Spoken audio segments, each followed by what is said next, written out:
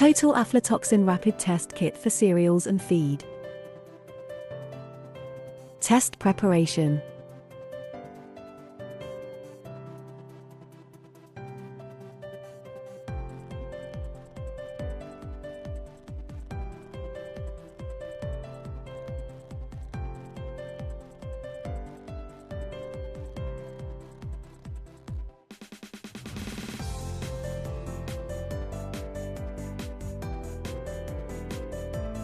Sample preparation.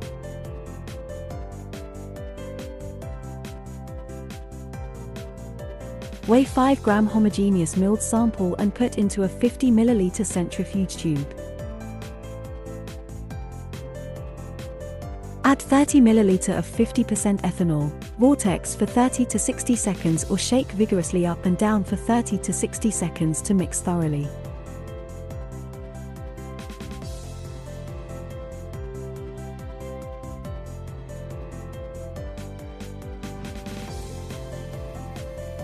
Centrifuge at 4000 revolutions per minute for 2 minutes or put the solution standing for 3 to 7 minutes to obtain the supernatant. The supernatant is the detection solution 1.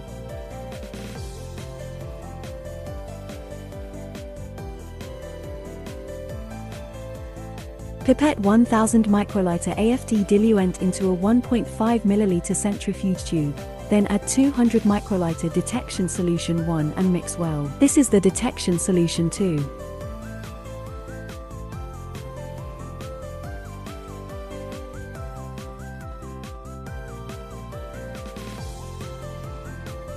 Test procedure. Take the required number of red microwells from test tube. Pipette corresponding volume of diluent and detection solution into red reagent microwells according to the limit of detection on the manual and mix well by pipetting up and down 5 to 10 times.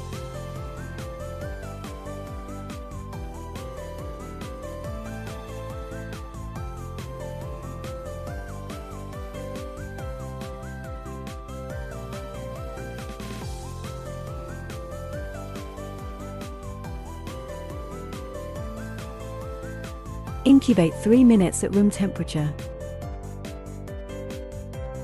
Take out the test strip from the test tube and insert into the microwell.